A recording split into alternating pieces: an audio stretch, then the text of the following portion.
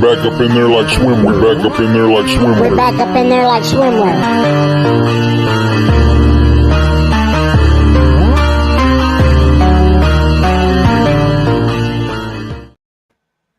All right, man. Hey, what's up, guys?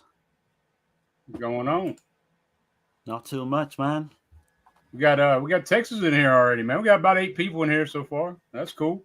Oh man, yeah, considering the time and everything, because this is different to Yeah. what we usually do. Awesome. Hey, Tex. And we got Texas in here. It says, hell yeah, welcome to the panel of pain. Yeah. Hell yeah. Truly, yeah. Hello to the president of the Peter Bark fan club. That's me, number Yeah, one. man. And we Definitely, man. got Corey in here. Wilkie's Movies and Music. Hey, Corey. Hey, And by the way, y'all check out both these guys' channels. Go over there, sub up to them. Sub, Good text, dudes. and all that, you know, yeah. Always supporting, man.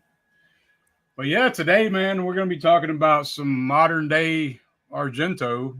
I guess the first film is Do You Like Hitchcock, a made-for-TV film that was supposed to be, I think it was supposed to be like 7 directors, and they were supposed to pay like homage to classic directors, but they all had to be thrillers. And Argento did Do You Like Hitchcock? I don't think it got off the ground after that, right? Right, no, it didn't. This was kind of like going to be the pilot, you know, film, I suppose. And they had it all lined up. But the TV, I think, executives or producers like watched it back and didn't think a lot of it, so they kind of like basically said, "Oh, that's it, one and done," which is a shame because I know they had all those scripts done, ready to go, which would have been really interesting. But yeah, I don't know what happened to those scripts.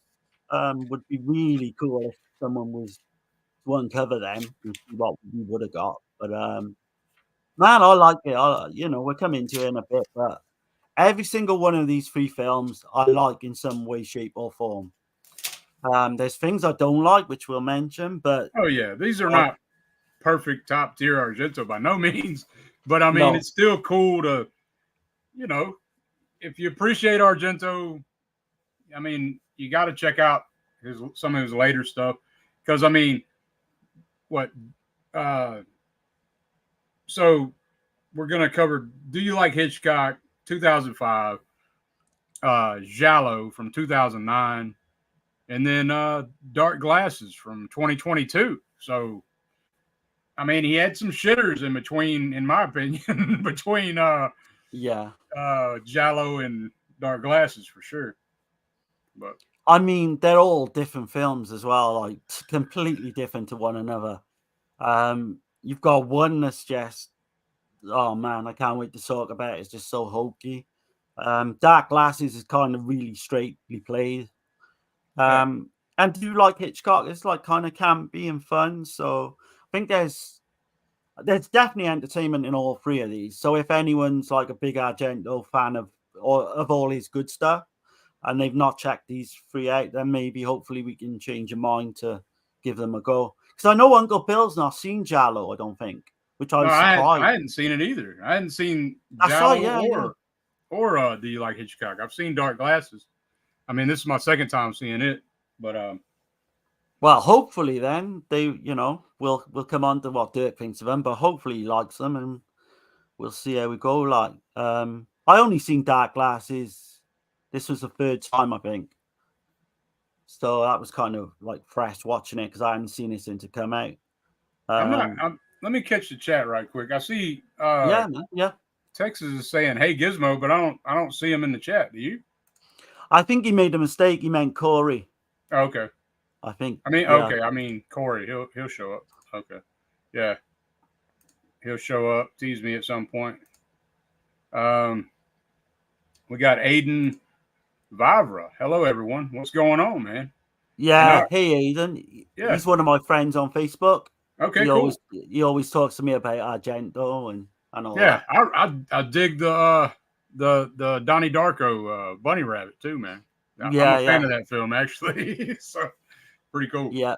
Good to have you on board, man. Because I've spoke to him a lot in like, you know, just talking on Facebook and in text form. But It's good to have him actually here physically, you know. Right. And Aiden says, I absolutely adore Dario Argento as a filmmaker, and I consider Suspiria the best horror film ever made. Hell Can't yeah. argue there. Yeah, I can't can't argue with argue you. that. I mean, I could, but I wouldn't. But It's the it's Suspiria is difficult. Yeah. definitely my favorite Argento, for sure. It was mine for a long time. Yeah. I think opera, everyone knows now by now. Opera's just kind of just. Opera's not the better film, but it's just kind of I go back to watching more, so I presume. Well, Like, Tenebrae used to be my favorite. Oh man, that's a great film as well. And it's probably still second. It's second, I would say. And then probably Opera's third. But and you think some of his bangers as well, like Phenomena might not even make my top 5, which is crazy. Yeah. Because his top 10 is so strong, I think. But you got kind of conflicting kind of with Argento, because I think you like about 10 or 11, don't you? I only like, yeah, he's got what, 21 films. So yeah, there's probably 10 that I really like. There's probably 6 or 7 that I love. You know what I'm saying? right. Yeah. I mean, that's not bad batting average by anyone's standards. Yeah. There's only a couple I can think of offhand is Dracula 3D, which don't even talk about that, and Phantom of the Opera. They're the two I can't even go back. Yeah, those two I can't get with. And I can't get with the card player either. But yeah. Oh man, I got to change your mind on that one. In the line. Well, for 99% of the film anyway, not the ending, but I'll try and change your mind. But we got my beautiful wife, Tasha's in here. What's going on? Welcome, everybody. Welcome, everyone. Thanks for being here. Yeah. Nice, man. Yeah. Your number one supporter. Yep, for sure. No doubt about it. But yeah, man. Yeah, this is going to be great, I think. This is going to be a good conversation. I'm looking forward to this. Man. I mean, I kind of got a quick synopsis that I wrote for the film. Do You Like Hitchcock? Came out in 2005, like we said. Made for TV Giallo. They're in Turin, right? That's where they're at. Yeah, I think so. Yeah, or is it Turin or Torino? It's one of them. I think it's in Turin. This one's in Turin. Yeah, I think one of them's in. I think it might be Giallo's in Torino. Okay. But look at the cover art of this. Look at that. Oh shit! So shitty, man.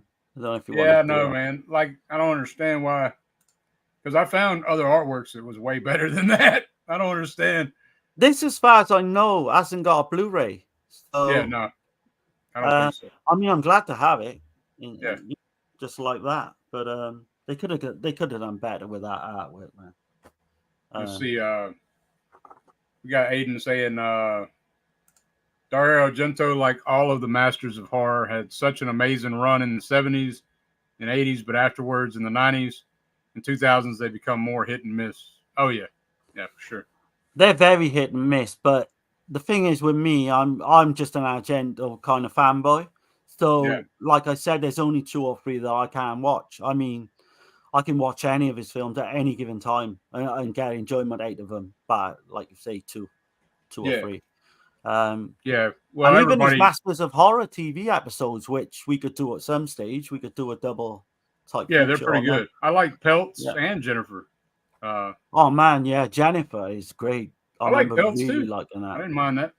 Yeah, John Saxon and Meatloaf. Meatloaf in there. Yeah. I think I've asked you before, but I think like Doorway into Darkness he's done like 4 TV films. Yeah. I think it's him. I think he directed 2. I think Luigi Cozzi directed the other one, and maybe another director. I think you really like them.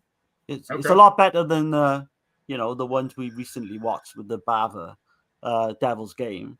They're not like that. I call bullshit on that anyway. I don't think that's Mario Bava. I refuse to acknowledge that is. It's no way it could be. Well, if it is, it's like on a minuscule budget. It's like, but I mean, he's at the end of his life too. So, I thought he's probably just put it like his son, basically. I think directed it, Lamberto, right, and kind of got Mario's name on there just to give it a little bit of like, But when you want to talk about directors, Mario Bava didn't make a film I don't like. So, I know, yeah. I like at least like all his films. I love a lot of his shit though. And that's coming next week as well, isn't it? Yeah. We got Mario Bava up next week that we'll be talking about. There's a And few some I bangers still too. haven't seen. Sure. Yeah, I'm looking forward to Whipping the Body. That's the one I'm like really looking forward to seeing for the We first got time. the mayor in here. Hey Argento. Hey man. Argento Knights. Argento Knights. Yeah. That's one way of putting it. Get tongue twisted up in here, man. What's going on, Mayor? Yeah, good to have you in there, man. Yeah, man. So, like I said, we're going to talk about Do You Like Hitchcock? So, it's basically an obsessed fan of Hitchcock, and I'd say he's a obsessed, like he's a film school student, but he takes notice of some strange shit going on across the way without giving it away. I mean, I guess we're going to have to anyway, but he noticed something like there's so many homages to other Hitchcock films, like Strangers on a Train, Rear Window, Psycho. I even seen Vertigo in there. Vertigo, definitely, yeah. But yeah, so he's kind of like doing the Peeping Tom thing, like Rear Window, and then Julio's girlfriend, she's highly annoyed by him and his obsession and shit. And but he keeps persisting, like he's persistent in solving the mystery or the theory that he has of what's happening. And it's like the Strangers on a Train plot, but there's also another plot that he didn't see coming. So, yeah, because he mentions the film as well. Later on. Yeah. So I'll let you take it from there, man. Right, yeah, no problem. So this is one that I saw a very long time ago when it was issued basically on DVD. I'm hoping someone will pick this up at some point, you know, as with the other, well, certainly with the next one as well. I'm hoping like someone will do a really bang up, like Arrow would do a bang up kind of job. But basically, yeah, so you've got, this is a TV film, like Dirk said. The music is by Pino Donaggio on a TV film, man. I mean, that's incredible to me. And it's, I love it. He fell out with Argento too, right? Was it him? No, it wasn't him. No, it was the one who did Bird with the Crystal Plumage. Ennio Morricone. Ennio Morricone, yeah. Okay. Yeah. It's hard. Sometimes you get mixed up on these guys. It is.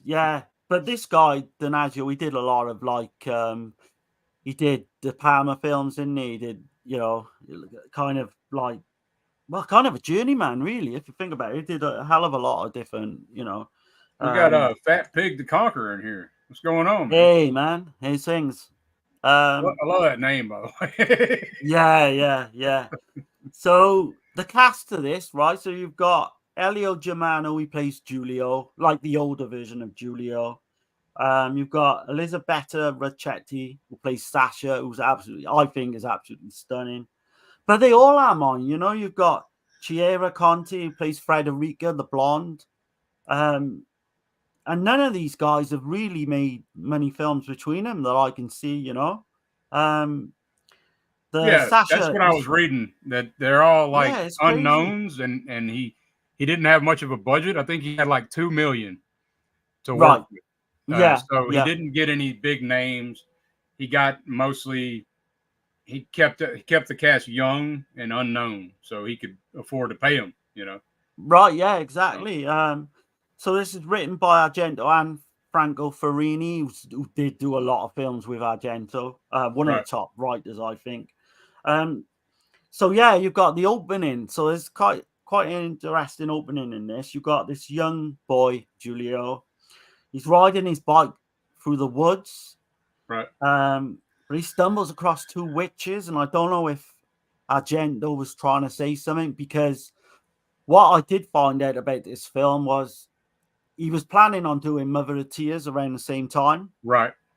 But this kind of fell into his lap, basically. A little bit. Yeah. So whether he included the two witches early on is kind of like, you know, to tell you, you know, that's coming in the future type thing. Yeah, because it's an odd thing. Because it doesn't don't fit really the film at all. No, it's a really weird scene actually. Yeah. But I guess the whole reason for it is just like Julio's basically like almost like a peeping Tom. Because he's a nosy little bastard. That's what it is. I think that's what it sets the scene up to be. Right. And like, he's spying on these two witches. They go to this old ruins of this house or whatever it is in the woods, and they're slaughtering this chicken. Yeah. And it's like they're doing some witchy shit, right? Yeah. Because at first I was thinking it was going somewhere else. I thought it was a couple of lesbians or something. Right, I mean, yeah. I certainly wasn't expecting the whole, Right. with the chicken, but he decides, he's like this nosy little bastard. He keeps looking through the window, and they kind of spot him at the corner of their eye, so they go running after him. Because the blood splatters on the window after they kill the chicken, cut the chicken's head off, I guess. Yeah, they do some Santeria type shit, and right, yeah, and then the boy falls and makes a noise, and that's when they notice him. It's like kind of funny as well because he fucking legs it out of there as quick as he can fucking go. You see this little boy, but then obviously we go to like modern day, and this is Torino. Oh, this is Torino, so it's modern day Torino. I thought it was Turin for some reason. Yeah, this is Torino. Yeah, I must be mixing the films or something. Turin must be the next one. I'm presuming. I think so. Anyway, I've got it all written down. So there's every kind of Hitchcock poster imaginable in Julio's type of in his apartment. We find out he's like this film student, but what it is, he's looking across his apartment window and he spots Thatcher, this like unbelievably attractive, like she reminds me of the chick. Is it Shannon Elizabeth in American Pie? Right, yeah, I can see that. Yeah. She kind of reminds me of her, Yeah, so he's got kind of this obsession going with her. Right. And yeah, we've seen it, we've seen it in like a lot of Hitchcock films. You've seen like Sisters as well. There's a few scenes in this. Rear Window too. Rear Window, Vertigo. There's probably more, man. But yeah, the music. Hold on, let me go on. We got Ultraviolet Hippie. Dig the name, man. Hey, man. I've only seen Do You Like Hitchcock once. Aside from the random opening sequence and finding the male lead to be unlikable, I don't remember much about it. Okay. Yeah. Right. It's interesting you say that. Yeah. About the lead guy. Yeah. And then Tasha says, y'all are a great team, guys. I appreciate it. Of course, she's pretty unbiased, so take that for what you will. And then he says, Ultraviolet Hippie says, Pino Donaggio did the score for Argento's Trauma too. That's right. Yeah. Love that score as well. But it's interesting you said that about the lead, Julio. Yeah. He's this really wimpy guy, right? And his girlfriend is so unbelievably hot that there's just no fucking way that would happen in real life. There's no way. Happens all the time, man. What are you talking about? Oh man. Because the way he goes round on his fucking bike with the helmet on, he just looks like a right fucking dork. Yeah, on the moped. Yeah. But I was gonna say the music kicks in early and it just completely reminds me of Body Double. I know Dirk don't quite feel the same about that, but no, it does sound like Body Double.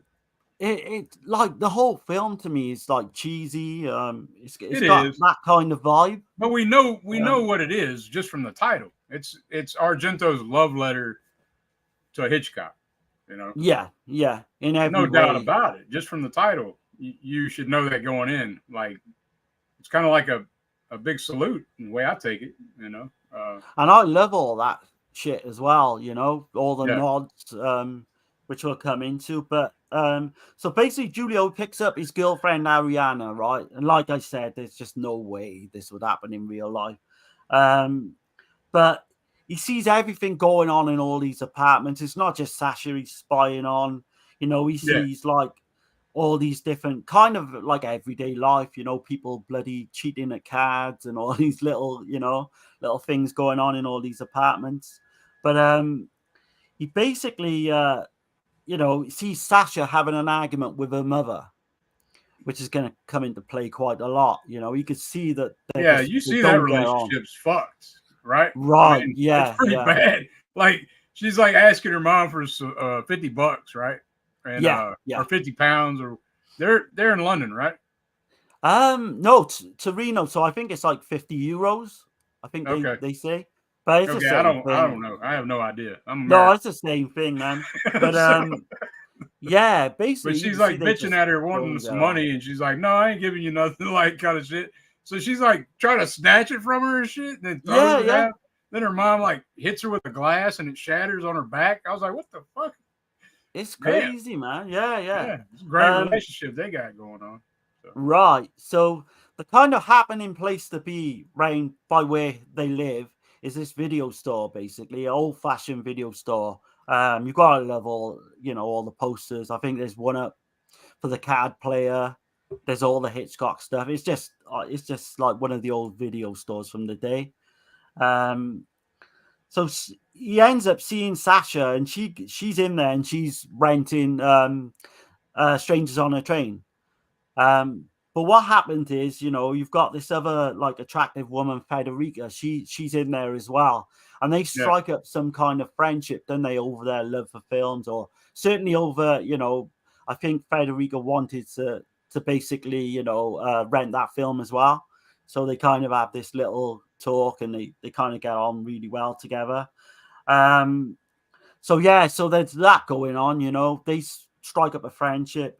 Giulio's in there. He's, of course, watching everything that goes on, as he does throughout the whole film. Oh, yeah. But nosy, pervy ass. Yeah. He hires, like, Nosferatu because he's doing like a paper or something, thesis on all the German expressionism films of the 20s. And again, all that shit is good. Go on, sorry. Nosferatu. Yeah. Dial In for Murder, too, right? Dial In for Murder, yeah. That comes up as well, I think. Right. Fritz Lang. Texas says, hit the like and subscribe. Thanks. I appreciate that, Texas, man. Yeah, cheers, Tex. Thanks, man. Yeah. So that's a good time to go ahead and make that stuff happen, right?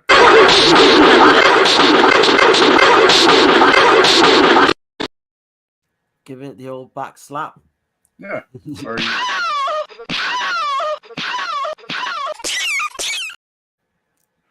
Right, I tell you what I meant to do. Like, sorry to go off topic, but I meant to ask Dirk to do some clips of the killer, like one-liners in Giallo. Maybe we can do that for another. We can do that. We can do that. Yeah, I think I just lost a viewer. Never fails. Oh right, man. Yeah, some female watching probably. Maybe all right. But So the next day, right, while he's out on his bike, he sees Sasha and Frederica, right, and they're talking by this water fountain. They seem to be getting on really well, and all sorts of kind of going through his mind, So this is where things start to get interesting, right? So someone uses a key to enter Sasha's apartment while her mother is alone. So there's like great use of like a POV shot of this person. And the darkness and all that. And I mean, it doesn't look like a TV film at all. It looks the footsteps, the way it's shot in the dark and the shadows, and the mother sitting there watching TV, and you've got the killer, right? And he's in shot behind the mother, like kind of like Tenebrae, and Nightmares in a Damaged Brain. It's kind of dressed like in all black, got the white gloves on. I dig that shit. Right? Yeah. I mean, like, this is a notch above a TV film, I think. Right. But so you've got the killer then, like, basically just brutal, like, for a TV film. Where was this shown, though? I think this was shown on Rai TV, the Italian TV network. Okay, because I was gonna say we don't have made for TV shit like that. Yeah. It is brutal, man, for a TV film. And I kind of worry that a lot of, because no one can really access this unless you got the DVD. It's hard to find. Trust me, very hard. And I think that's why people don't talk about it, because I think there's a lot of good stuff in you, like, to talk about. It was on Amazon Prime, but it's not there anymore. See, that's another point I wanted to bring up about physical media. Like, I don't want to stray from what we're talking about, but that's why physical media is so important, because shit'll be on a streaming service, but then it'll just be gone one day, you know? So. And why hasn't no one picked this up as well for Blu-ray? Or, like, I know it's a TV film. I'm sure it's got to. Yeah, I think there'd be a lot of interest if it did. But yeah, that scene with the mother being hit over the head, you know, basically killed. It reminds me a lot, because you see her come to, like, the window with the, like, the handprint, the blood on the window. Yeah. And that has to be lifted from Sisters, because the killing Sisters. Yeah. Of the maybe black guy. Or was it man, it's unmistakable, I thought, when I was watching it. Or was it could have been something from earlier, though. I don't know. It may well have been a Hitchcock. Yeah. That's what I'm obviously De Palma, Hitchcock, they kind of blend together. Right. So basically Giulio, he hears the screams of this woman, you know, this mother getting killed, but he kind of rolls over and goes back to sleep without really thinking about anything about it, you know. But when he gets up, or something wakes him up in the middle of the night, he sees all the police there. Everyone's kind of around the apartment. Word's got out, you know, there's a killer basically on the loose, and all that. So he kind of just gets really interested in the case from then on in, doesn't he? He just, you know, his mind's kind of overworking, you know. Yeah, and you got your red herrings, but it wasn't too hard to work it out for me. Was it for you? To be honest, the first time was so long ago, I can't remember. I don't think it's gonna really be a major, like, murder mystery, because, like you say, it's fairly easy to work out. You can kind of figure it out, I think. Like, I did, you know. But I mean, like you said, that was almost 20 years ago when this film came out. So yeah, that's probably not far off when I first seen it. Like, last seen it probably at least 10, 15 years ago. I remember liking it, but this time round, I don't know, I really got into it more this time round. And it's kind of got a real charm, I think. Yeah, man. I really think it's a fun watch, man. I don't see really nothing wrong with it. It's not high tier Argento by no means, but it's a you could do a lot worse. Loads better than The Card Player. I'd say that. You know. Yeah, I would put it on a par with, say, his Master of Horror episodes. I would say it's kind of like that. It's got definitely the TV feel. I mean, you can tell the budget's limited, but you can tell the actors aren't seasoned actors either. So, but no, apart from the one Sasha, you know, who plays Sasha, I think she did a couple of films, a couple of Giallo films. Yeah. But I don't know how far you want to go with this one, but basically, so Andrea, he's like, he runs the video shop. He kind of befriends Giulio. And it's funny because everybody it's kind of strange in this way, though, that every one of these people, they're all fans of Hitchcock. Yeah. It is, right? Yeah, kind of, yeah. Like, in today's world, you really don't see that a whole lot, you know? No, there's, what I like about this as well, there's only like 8 members of the cast, really, if you think about it. It's a small cast. So, to cut a long story short, he basically tells his girlfriend, Ariana, that he thinks these two, you know, are up to no good, maybe killed the mother off in kind of some strangers on a train type scenario. Some kind of insurance plot. Kind of right, crisscross kills, right? Yeah. He goes snooping around, doesn't he, as well, around the crime scene. Oh yeah. He's just asking for shit, you know. Yeah, like, completely. Like, it's not good, you know. He even pinches a letter, I think, from a post box, right. And he finds out that there's pretty much almost €1 million, you know. I think the mother had almost €1 million. So that gets his mind going even more, like thinking they've definitely killed her off. And he's kind of waiting for when, you know, Sasha's gonna do her part of the deal. Like, you know, I she's do gonna agree go. with ultraviolet hippie on this though. Says that I remember the male lead's girlfriend being cute and nice, but him treating her like shit. Yeah, he does. Man, he He's does, super yeah. obsessed with his own shit. He's selfish. You know. Like I said earlier, there's no fucking way that this scrawny little kid, like bloke, would get her. She's so fucking hot, but Yeah. she's a whiny old bitch as well, man. Like, she got on my nerves early on. I mean, if you've got a nice face and all that, you know, and you're a gorgeous looking girl, you've got to have a personality, because she's just whining all the time, moaning, bitching at him She's all the pretty time. clingy. She really is. Yeah, yeah. But you gotta laugh when he goes over to the apartment, like snooping around. He tells like the cleaning guy that he's like a reporter from a newspaper. Yeah. Oh man, it's so cheesy, like, you know. But he even gets scared, doesn't he? I think he phones up Ariana, his girlfriend, or they're on the phone, and he says, "Oh, like, I don't want to be alone tonight." Like, he's basically scared with, you know, what he's finding out with the killer, which I thought was funny, because she's kind of got the balls in that relationship, because he's just like this pussy, man. He's really wimpy. I know I keep on about it, but Yeah, he is. I mean, I think that's what he's going for though. Like, oh man, he plays it well. I yeah, I will think say he's that. playing the Yeah, part. Like, I think that's the part. And by the way, we didn't mention that this was written in 2002, but it was yeah. it was put on the shelf because this company, damn, what's their name? I wrote them down. Let's see. Thought I wrote this shit down. No, I didn't. But anyway, I might have it in my later there was notes. a company that went bankrupt, basically. Short story.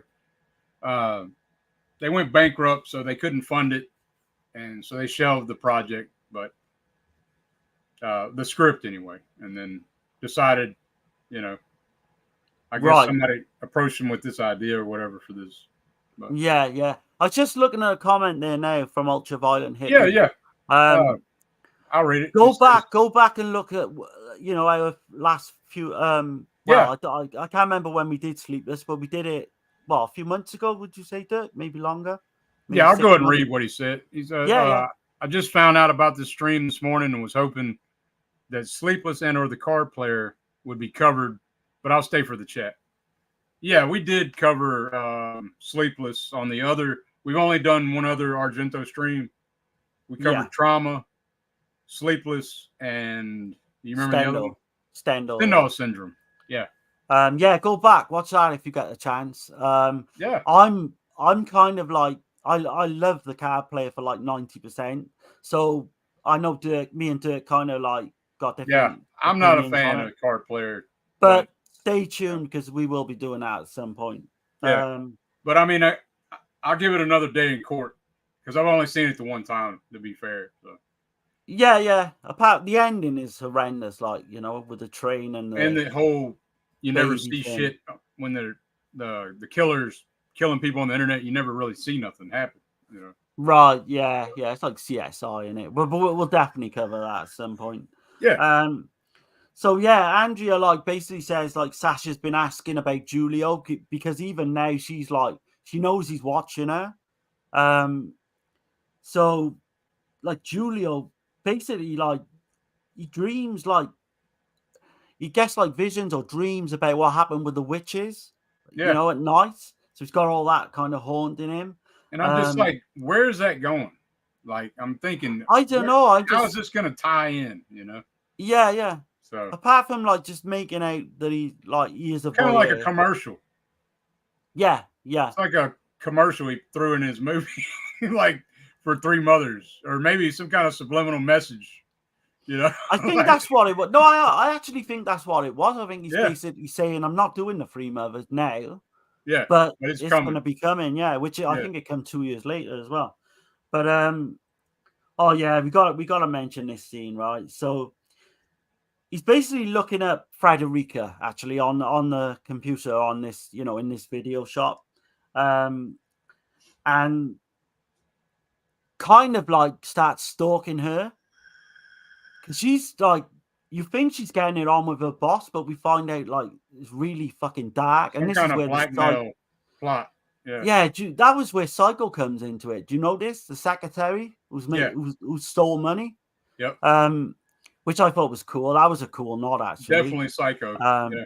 Yeah, but we gotta mention the part. So he follows her and her boss back to his apartment. The boss's apartment, and he climbs up.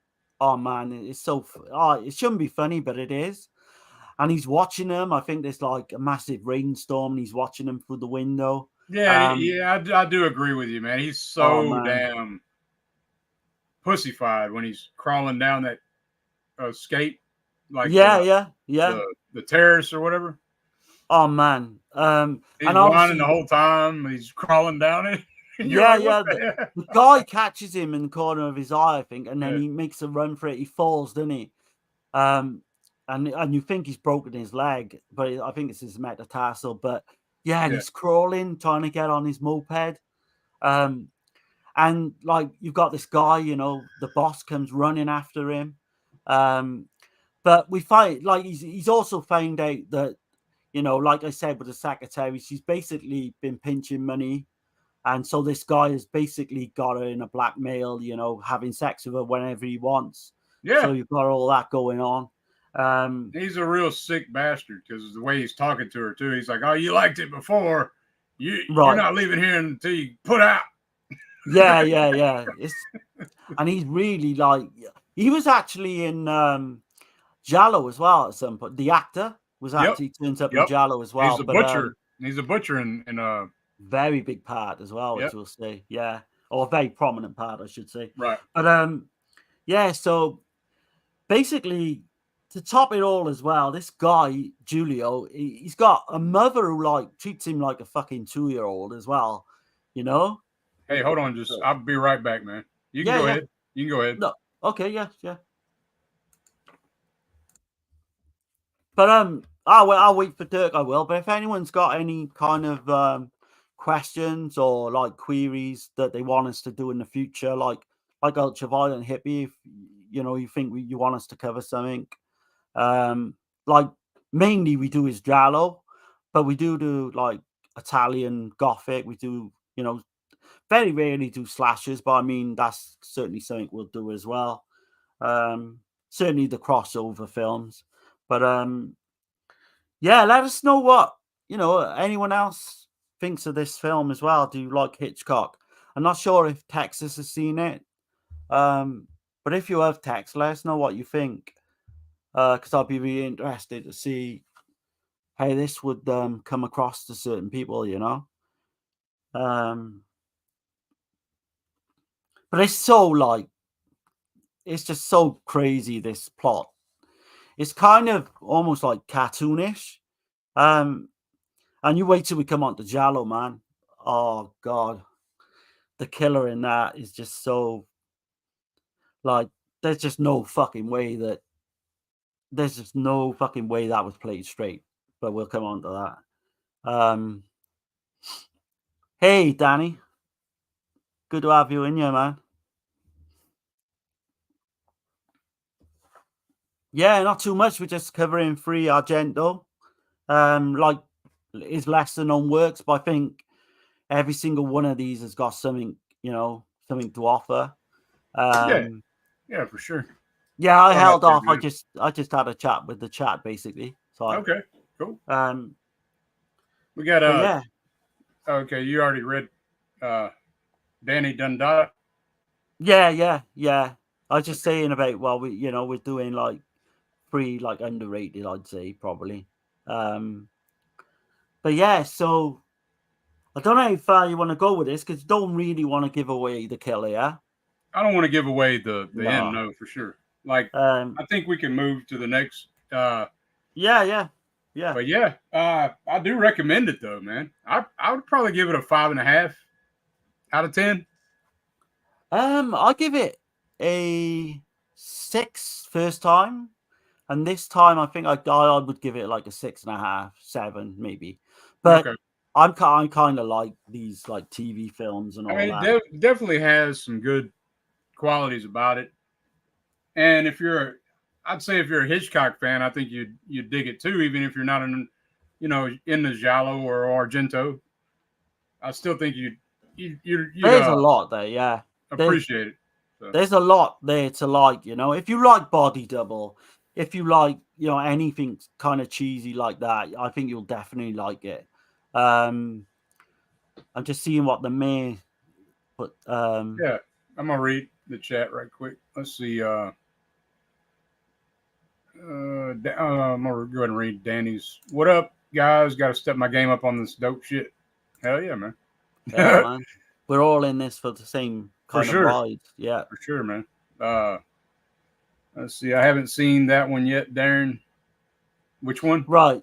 He's on about Do You Like Hitchcock? Oh, okay. This one. Okay. I would recommend it Because I was gone, and you said you was talking to them. Yeah. Sorry, yeah. I didn't know if you brought up another one. I would. Would you recommend this? I would. Oh yeah, hell yeah, yeah, for Yeah. sure. The mayor says I've only seen Do You Like Hitchcock once, but that's been about 7 years ago, so I don't remember much about it. I have it on an Argento Steelbook DVD collection from Anchor Bay. Awesome. Oh God, that's right. Yeah, I can remember that coming out. Actually, Okay, I haven't got that. They don't have a blue, and this was hard as hell for me to find. And I finally found it thanks to Darren, but shit, I could not find this for the life of me. This was on Amazon Prime though, but they took it off. I mean, I know I would said you that end earlier, up? but I know other people came in since then. So. Would you end up buying it? Oh yeah, yeah. I mean, that's what I would do. Then I would go on eBay and see if you can hunt down that steelbook. I'd definitely get it. Yeah, it's a worthy watch for sure, man. I think it's worth owning if you're an Argento enthusiast, a Giallo absolutely, enthusiast. Man. Absolutely. I've got a lot of stuff, but we don't need to really go through. I've got some kind of background. But there's times I don't really want to like bore people too much, Yeah, we can go to Giallo, man. This is interesting. This will be a fun one, I think, Giallo. Yeah. Yeah. Y'all don't forget to,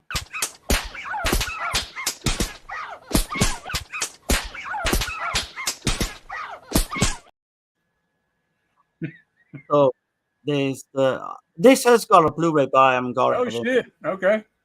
Yeah. I mean, look how uninspired that artwork is there. Oh yeah, it's just great. Yeah, that's awesome. It looks like an Al Pacino cover. Right. Yeah. I'm interested, man, to see what you got to say about this one. But yeah, fuck me, man. This is just it's bad, but in an absolutely glorious way, I think.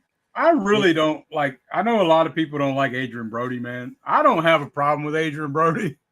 Like, to me, he's not the weakness of the film. Oh man, at least not in the detective role. I think not it's too bad actually. Yeah, what's, in the detective what's the role. woman's name? The lead blonde. Emmanuelle Signer. Now she is super annoying as hell, super overacting, like she's just so there's a funny story about her because she's actually married to Roman Polanski. So you've got Elsa Pataki, who plays Celine, and she was the real life girlfriend of Adrian Brody at the time. So, she is amazingly beautiful. Like, she really is. Yeah. She looks like some kind of some beauty queen, Right, yeah. There's a big backstory to this, right? To cut a long story short. So basically, Adrian Brody come on board, right, as co-producer. Right. Dario Argento had no final say in nothing. The editing, any of even the killer and all that. It was all Adrian Brody. He kind of came in and took over, basically.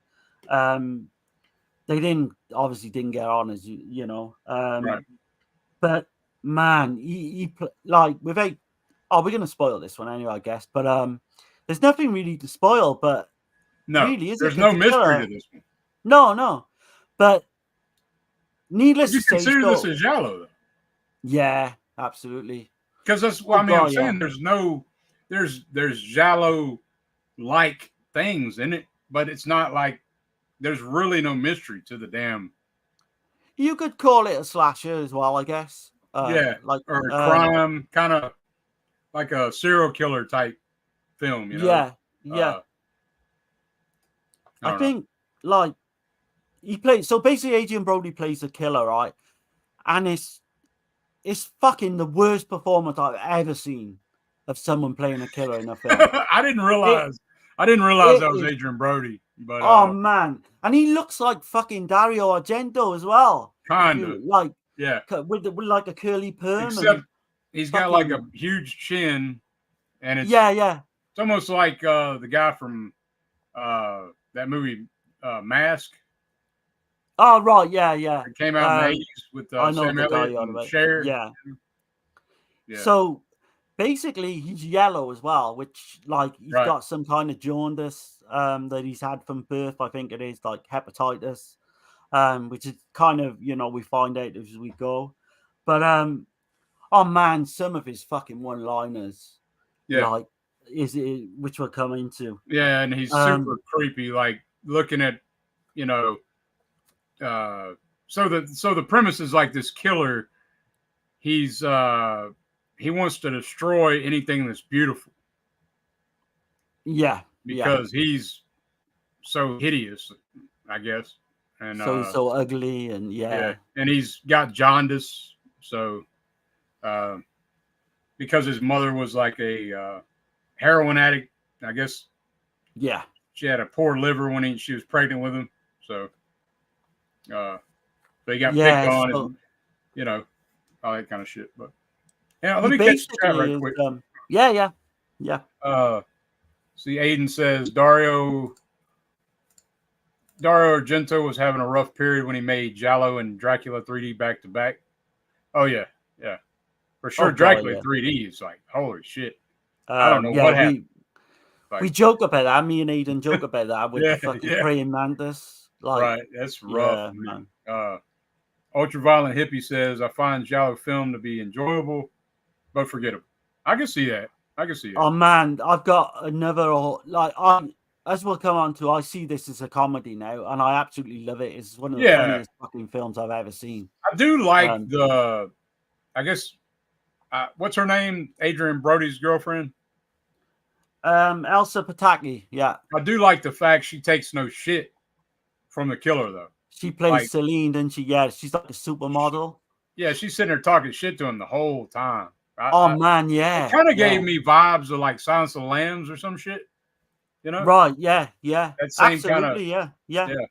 So Aiden says Adrian Brody was sleepwalking as the main lead and was way too over the top as the villain as well. That's putting it mildly, saying he's way too over the top. I mean, when he's playing a killer, yeah. As the inspector, he didn't really bother me too much. I don't know. Do you think Argento and Brody were fucking with us when they did the killer, like the character of the killer?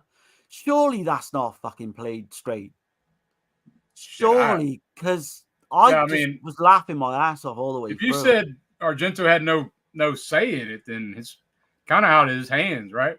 So yeah, which kind of makes me think was Brody just trying to just make it the worst he could possibly do, just to get it, just to get it out. And maybe I don't know. Just was rushed or something. Yeah, because they didn't get paid him. Like Brody and Argento took the producers to court because they didn't get paid for anything. Yeah. Which they won actually. They did win. Ended up getting. What's going on, 71? Hey, 71. We got Rocky Dennis liver failure. Yeah, exactly. Right. Yeah. Rocky Dennis. I couldn't think of the name. The mayor says I just sent you an eBay link for the Argento 5 film steelbook. Oh man, there you go. Okay, awesome. There you go. Appreciate it, man. Appreciate that. The ending to Giallo. What was that? We're gonna come into that. Yeah. We're definitely gonna come into that. Yeah. Yeah. So he's got a certain way right? So all these foreign students start disappearing, but he's got a certain way about how he goes about it with the taxi cab. He kind of randomly picks, but he'll only choose beautiful women, They got to be very beautiful. attractive women. Yeah. Yeah. And yeah, like you say, basically that's the way. Like he'll trap them in his taxi. He'll basically inject them to put them out, and then he'll tie them up in some kind of, I don't know, it's probably his basement somewhere, wasn't it? Early And on, why he's got one tied up there, and you notice he's got like a mirror yeah, behind them. He's got one tied up, and then the other one is on like this table that he's like torturing them and shit, while the other one's got to sit there and witness all this shit. right, You know? yeah. It's kind of how he's doing it. And I kind of got a Thor and Hostel type like vibe as well, because this was a few it's years not after that. it's not as gory though. Like, you know what I mean? No. It's nowhere near that level, which I'm glad, because I mean, I don't know. I'm just But there's a great shot early on when he abducts, the Chinese or the Japanese girl, and she's struggling in the window of the taxi, and you can see her like her hands come up to the window. Yeah. There's some good stuff in this, but it's just so hokey with the killer. So basically, so you've got Agent Brody's Inspector Enzo. He's trying to track down the killer. He works and we very find out his like back. We find out his yeah. backstory too. There's right? a whole big backstory of why the way he is. So basically, he just works on his own. He works in like the basement of this police department. Kind of remind me of the film we just covered, like a secret, like a special department. He kind of like he can do whatever he wants, basically. Yeah, which they do actually. I think the writing to that, the way he is pretty good actually. Yeah. So basically, Linda is on the phone to her sister now, the supermodel. She's in the taxi. And then things just go dead, and she just hears nothing more of her, So a couple of days go by. She's like really frantic, because she's over to stay with her sister. Her sister hasn't turned up. She goes to the police. She ends up being sort of directed into Enzo's like department, or his basement. And she says, "Look, Yeah, the booking, the desk clerk or whatever. Yeah, at the front, he's like, just go see this guy, and points her in the right direction type thing. And then she goes down, which is quite funny. The pizza guy takes her down, doesn't he? And he says to her, "Whatever you do, don't look at the walls," because all the cases he's studying, he's trying to look up all these serial killer cases, and it's just dead bodies of women being mutilated. They've been mutilated. Yeah. All that shit I really like, in this. Right. And none of that. I don't think this is half as bad as what people make out, but I do. I was expecting much worse, though. Like I really, like from what it's enjoyable. From what I've heard, yeah, it's enjoyable. Probably for all the wrong reasons, but it is really enjoyable. Right. So you've got Linda there, and she kind of like, this is kind of weird as well. So she kind of like tags along as this, like, investigate. Well, like he has like a soft spot for her, I guess. But I mean, that's nothing new, like in the Giallo, right? Or or the Policio Teskey. Like that's nothing new. It's far fetched, but it is very far fetched. But he has like the soft spot for her because of what happened to him in his past and shit. Yeah, Let me. The chat's kind of growing on me. Let me get to some of these comments. No worries, man. Aiden says, I was reading somewhere that Giallo had way too many producers, and it definitely shows in the final product. Yeah. There was like 9 producers, I think. Something like stupid. Yeah. Too many damn cooks in the kitchen, man. The actual film, like, I know you're going to get to the comments, but the actual film was actually 2 American guys sent the story to Dario Argento. Mm-hmm. And he kind of liked it. He phoned them up straight away and he said, if I can make a couple of changes, basically we'll do it. But go on, Dirk, sorry. for the. Oh, you good? Ultraviolent Hippie says, in my honest opinion, the only memorable scene was the one where Adrian Brody has a flashback to seeing someone get murdered when he was a child. Oh yeah, Right, which we're gonna come on. that's a great scene. Next, yeah, I thought it was a pretty solid scene. I do as well. Yeah. Right. And Tasha says, y'all can also share the live, spread the love. I appreciate it. Man. Yeah, absolutely. Yeah. Like all support, we completely appreciate, man.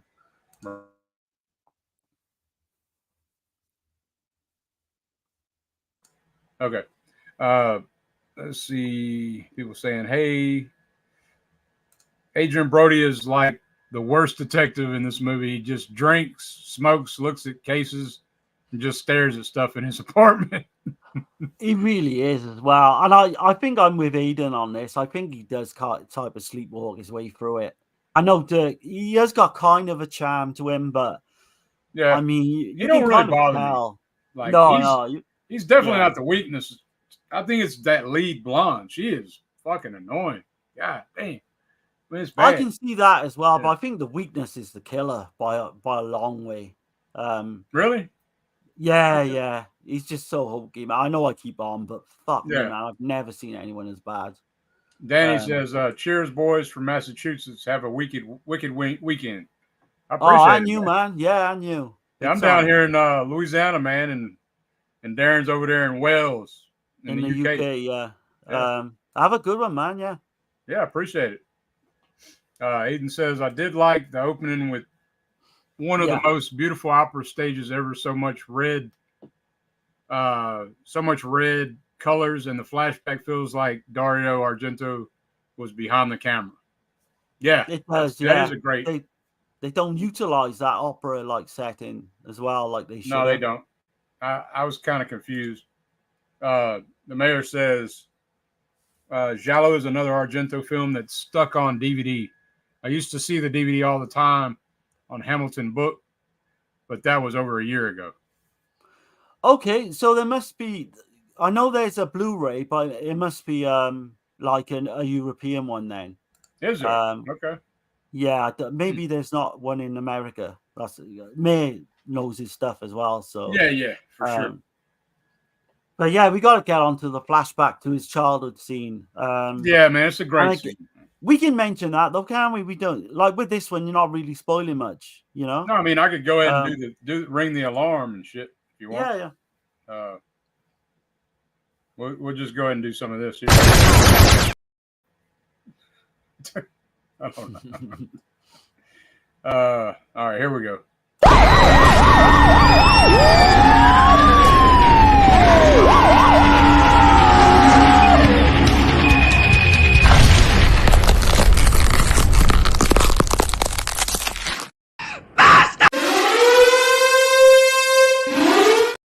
Okay. All right.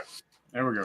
So I thought they cast little Enzo. I thought they did a good job because he looks. I think he looks like him, you know, with a big nose.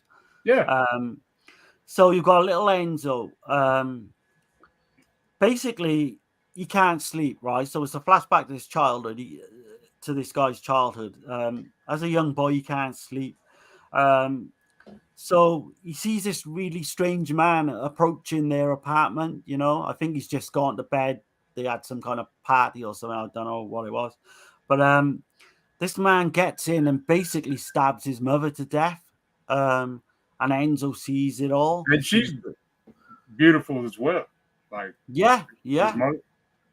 But the killer's kind of got this distinctive face. And he's in Italy, right? Like, this is all in Italy.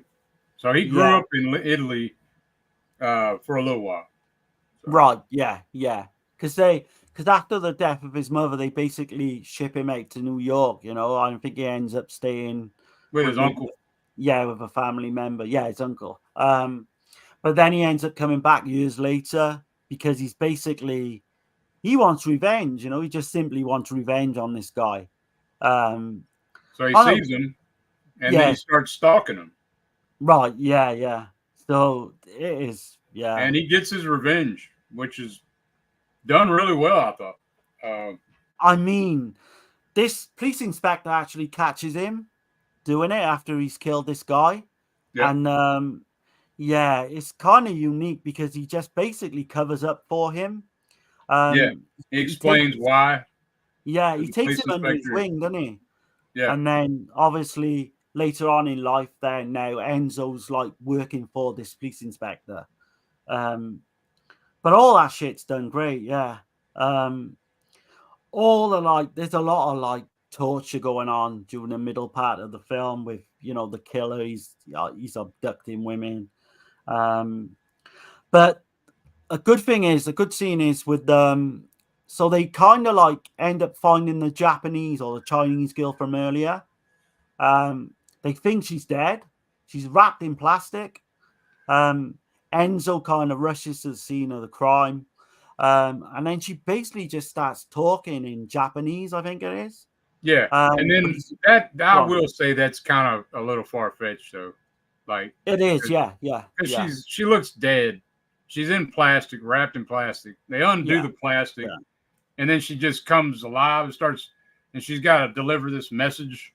I guess, like, I don't know. It's kind of weird, but it is weird. It's kind of, I think it's cheesy, but it kind of works for the plot because you got to like suspend disbelief a little bit.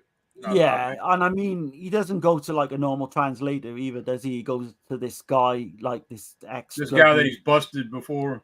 Yeah. Obviously. And I mean, that's cheesy the way, because he reads out what she's saying, and basically she's reading some kind of like Buddhist like prayer for the dying, I think it is.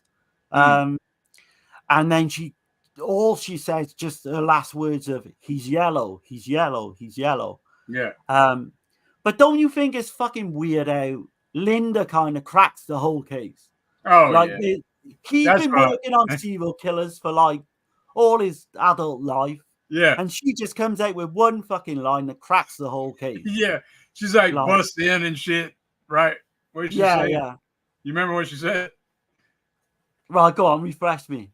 You don't remember what she said? She said, that's why I was asking you. Like, yeah, I probably will when you say it, but yeah. No, I can't remember. That's why I'm asking you. Oh, okay. Right. No, she says, so it's jaundice. The guy's got jaundice. That's it. Yeah. That's how she cracks the case.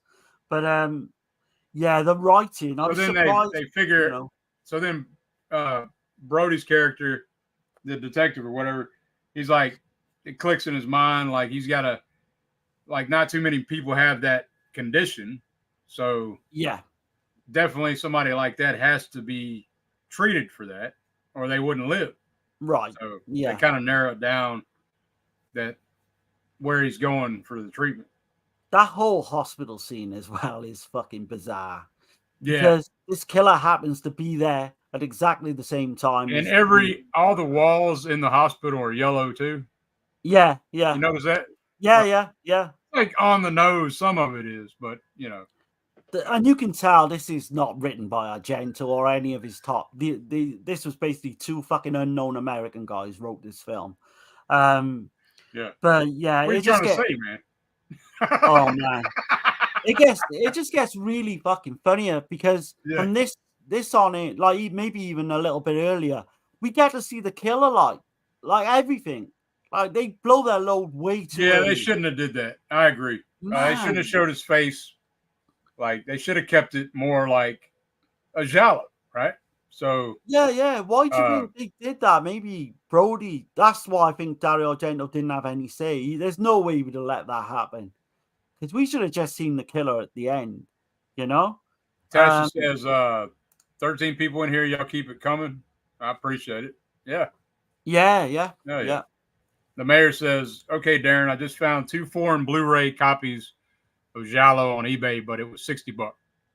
There I you go. I wouldn't do that. It's not worth $60. I mean, I like the film, but I do too. But I'm not paying $60. I can tell you that. Yeah. I just get the DVD then. I would basically. But yeah, like you said, or wait. Yeah, maybe the damn 4K could be coming. Shit. I mean, why not? there's a lot worse films out there, you know. This and Do You Like What? Hitchcock?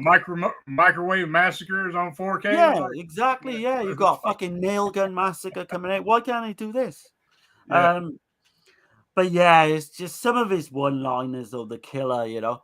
So you've got this Celine now, like you say, the model. She's being held captive, but she's calling him like, "You yellow piece of shit." She's calling him, "You ugly fuck." I like that though. I like Yeah, I that do. she's I not do. the other, because you get to see two of the other women victims. Right. They're so terrified of him, and the Yeah, whole yeah. time, this beautiful beauty queen type woman, she's not scared of him at all. Like, It's you know what I mean? realistic. Yeah, it is realistic. Because that's how you would act. Yeah, I would imagine, you know. But Yeah, the killer is so hokey. He's like going round, he's sucking on some kind of dummy, is it, or something? it's a pacifier.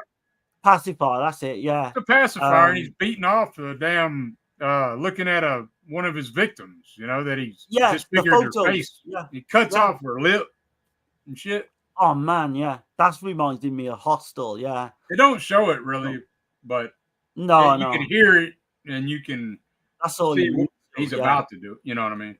Like you say, he's masturbating, you know, in the sink. Yeah. Yeah. It's like, what the shit? But some of his one-liners, like, because I think when he wakes up one of the girls that he's drugged, he goes, "Wakey, wakey," and he just comes up with all these. He just so comes out with raspy. all these fucking lines, like, you know. I did not know that was Brody though, to be honest. Yeah. I couldn't tell. So I remember at least he got that going for him. I remember me and Steve having a conversation about it years ago, like, saying that, like, we couldn't believe like how bad like Brody is in that, you know, character. But yeah, so basically they've cracked the case. Like, you find out the guy's called Flavio Valup or whatever he's called. Flavio, I should say then, just call it for now. But yeah, they find out this guy is obviously, he's got all the background with jaundice. They kind of go back to his place, but he's long gone because he does a runner, doesn't he? I forgot to say, at the hospital, and it's just so fucking. How the hell would he just get away with that? You know, just run off and like, it's crazy, man. But that's the writing you get in this, you know. Yeah, it's like I don't really know much more to say, really. Do you want to go all the way and spoil it at the end, or? No, I mean, there's really no need to, man. I don't think. Let me catch you a couple of comments we got. Aiden says the writing in this film is so freaking bad. It's kind of hilarious and it's so bad it's good kind of way. It is. I've always said it. It's one of the best comedies you'll fucking ever see. And if you look at it like a comedy, I think you will get enjoyment out of it, you know? Right. And the mayor's saying, I just saw earlier that Katie of the Night got her 4K of Case of the Bloody Iris. She also got a mouse pad and lobby cards for it. Yeah. CK got that too. So he's got that coming. He's going to be reviewing that soon from Dead Pit. So y'all stay tuned. Check that out. Yeah, they don't ship to the UK, so Dirk's going to get me a copy. Right. But I think you've ordered it on Amazon, so it's going to be like, 3 or 4 weeks, which I'm fine with. But I can't wait for that release. Which I was surprised it's going to take that long, but whatever. No, I think that's Amazon though, isn't it? By the time they get it into the warehouse and all that, they're not going to be as quick as the. Yeah, it is killer though, because I've seen it. I've seen CK had sent me some pictures that look really good.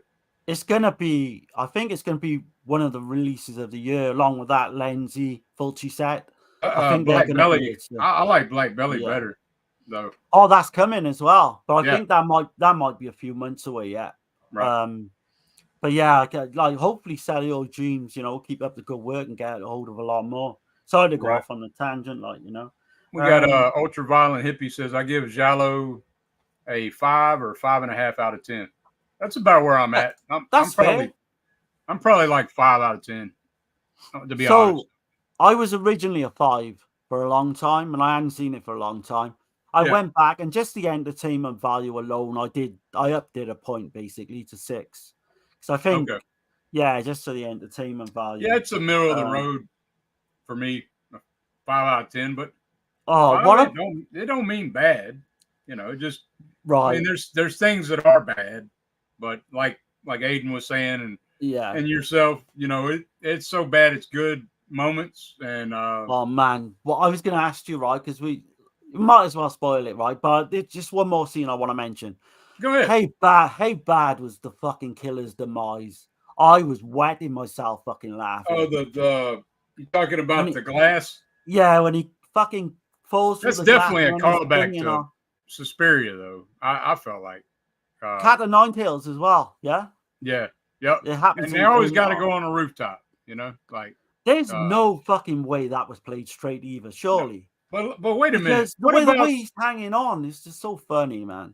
But what about, like, one thing I'll give credit for is the scene where the sister finally escapes. Yeah, and the gas uses the blood from her cut off finger to get the rope wet to get her hands out of the rope. Yeah, yeah. And then when she's like the whole time he's stalking her, I mean, she kind of screwed him up with the light and everything. It's electrocuting him and shit. Yeah. But that whole scene is pretty good. Like, because you don't know where if he's going to pop out on her. And you keep expecting him to pop out on her. And oh, man, it's a standout. Yeah, it's one of the standout scenes because the way it's done, like in this old gasworks as well, you know. Yeah. She gets away for, like, you know, not for long, but she does get away. Then we got that scene with the demise of the killer, but I actually like, you know, the end shot, you know, with the, you know, I don't know if we're going to spoil the actual, but let's put it this way. Oh, yeah. Well, we can spoil it. Screw it. Yeah. I already did the spoiler alert. So. Yeah. So she's in some kind of like trunk of a car. Yeah. And he told, because that's something we kind of skipped too, was. Yeah. He was going to tell her where she is. Right. But the sister had to get the lead chick, the blonde chick. She has to get him out of the country, like help him. So he's done put makeup on over his yellow face and shit. And you know, Brody's like, you know, that whole deal. Like, that's what I'm saying. That blonde actress is not good at all, dude. Like, I mean, Polanski's wife as well, which I was like surprised. Yeah. But that was kind of far-fetched when she's kind of helping him. Because obviously buddies, she wants to all know. Of a sudden. Yeah. Like, no, what the fuck? And then, like, Enzo goes back to her apartment, doesn't he? And then he kind of twigs what's going, like, there's something wrong. But, I do like the whole thing with the trunk of the car. And I do like, because we think the film's actually going to end, right? So there's no way of finding out where Celine is, yeah?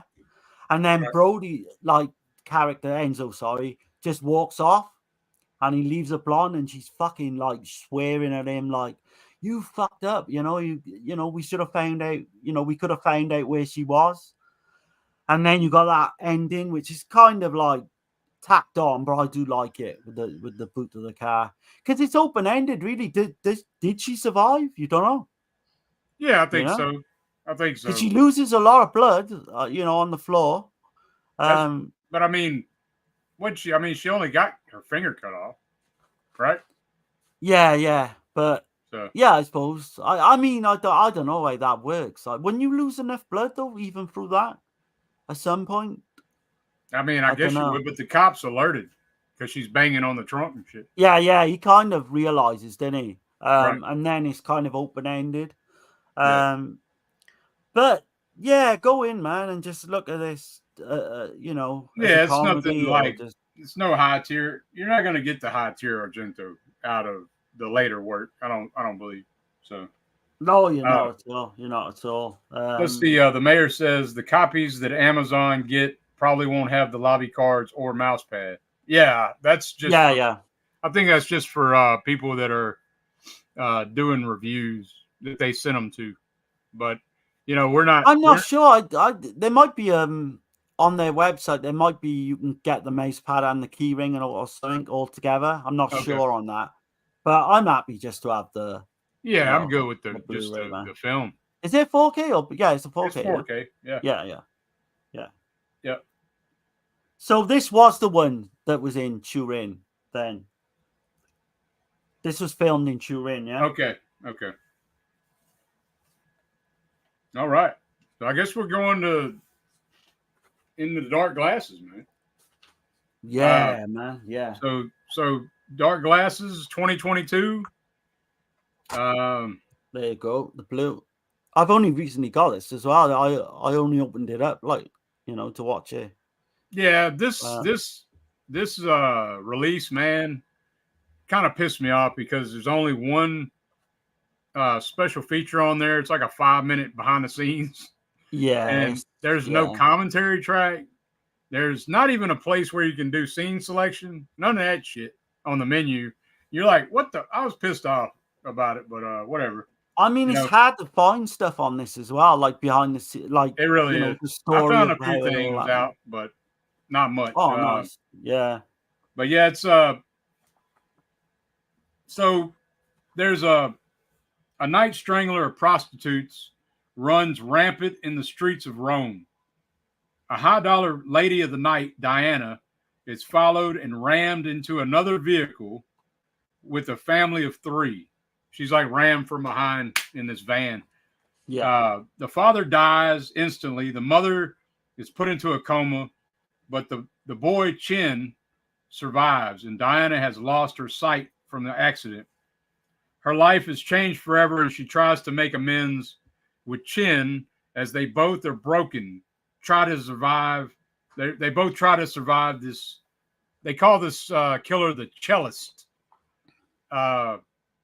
Serial killer, because he's strangling women, prostitutes, with a cello wire string. Yeah.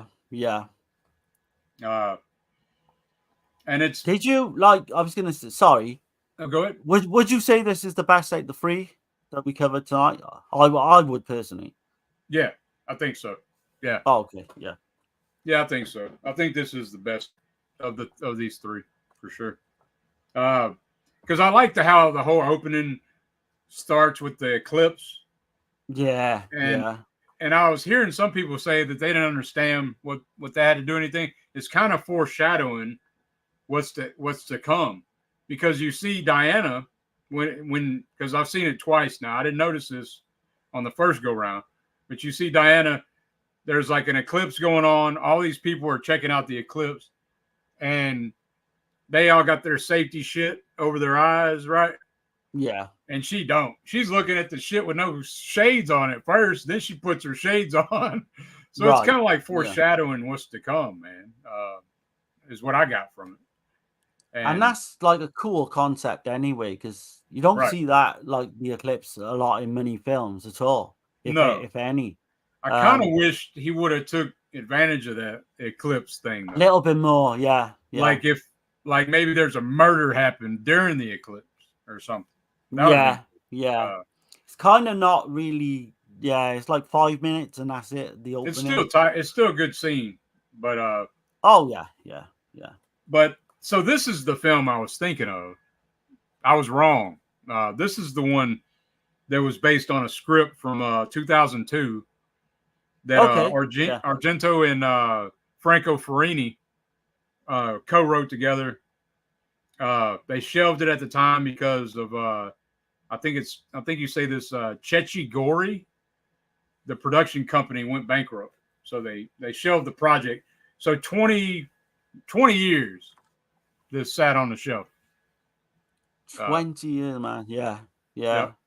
So all the story then, was all done like 20 years previously. That's crazy, man. Yeah. And the lead character's a blonde prostitute with and then the Chin character, he's I kind of like the whole. I know some people, they don't work for some people, but I like the dynamic between her and the boy. Because there's some touching moments. Certainly, there's one towards the end with them two, like really touching moment. Right. This is Argento back, not to his best, because I'm not going to say that, but No, this is back to being back to on form. form. Yeah, Yeah, for sure. yeah, this is solid. This is getting back on the right track. So I think, like, so if you're gonna mention the cast, you got Asia Argento comes back. She plays like a social worker helping, yeah, the blind Rita. woman. Her name's Yeah. Rita. The lead actress is Ilenia Pastorelli. Yeah. You got Andrea Tripelli plays this guy Mateo, and then Andre Zhang is Chin. That's Right. the only ones I wrote down. I mean, that's all you need to know, really. Right, that's the main characters, main players. But right, yeah. So basically, it starts off, like you say, the eclipse and all that. A prostitute ends up walking home one night. She gets basically her throat cut with cello wire. that's a great scene too, by the way. It's back, yeah. It's one of his, it's back to his best in terms of death scenes. Just come right out of the bushes on her ass. Like you see the bushes shaking, and then next thing you know, she's getting, you see the thing come out with the black gloves, and it makes me wonder because I couldn't find a whole lot of info on the background trivia type. So I was wondering, does Argento still put the black gloves on? I would imagine, yeah. This it's hard to find out with this film, like, because there's no real extras. That's what I'm saying. But he's 85 now, or I guess when this came out, he was 83.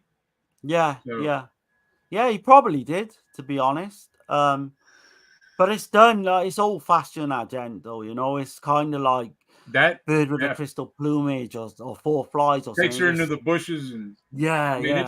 It's a pretty brutal, gory throat kill too, like strangulation kill. Yeah, it reminds me a lot of like The Fifth Chord as well. And like Four Flies, funny enough, you've got the scene in the park. I know she's not in the park, but it's kind of got that type feel. Right. So Diana, she's this prostitute, and she's like having all these like clients. I will say, I found the whole like reason for the killer being like completely stupid. I don't know why you felt the motive is just so fucking stupid. I guess.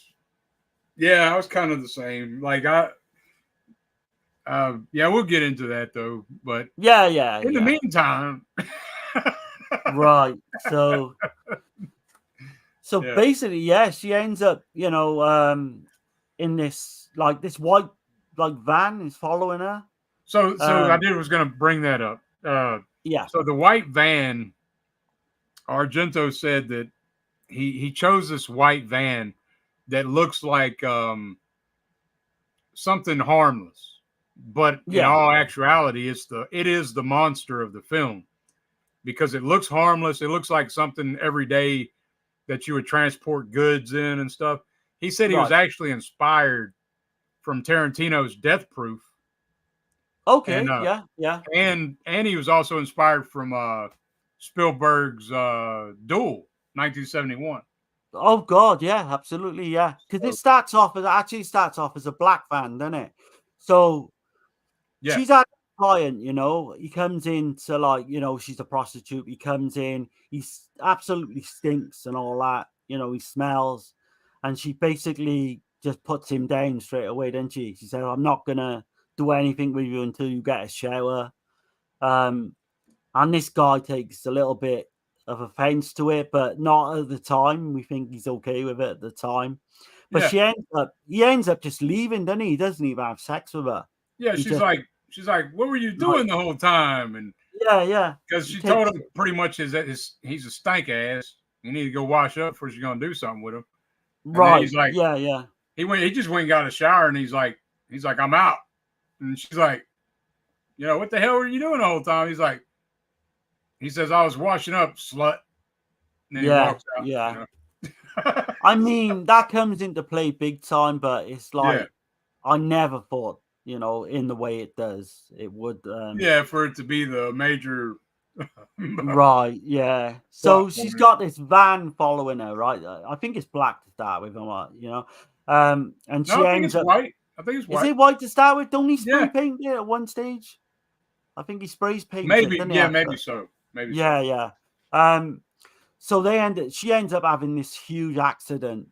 Ends up killing two, or certainly killing the male in this like Chinese family. I Yeah, think the father.